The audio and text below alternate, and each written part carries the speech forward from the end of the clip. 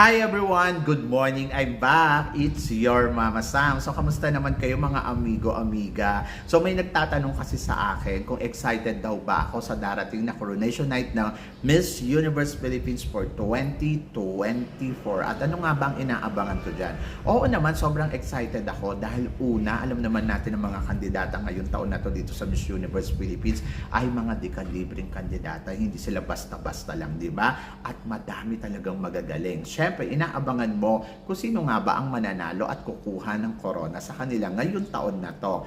Plus, nandoon kung ano nga bang ipapakita nila sa May 22 production number ng Miss Universe Philippines, kung ito ba ay kakabog at panalo. At siyempre, kung sino yung magiging judges, kung sino yung magiging host, yan yung mga inaabangan natin sa coronation night.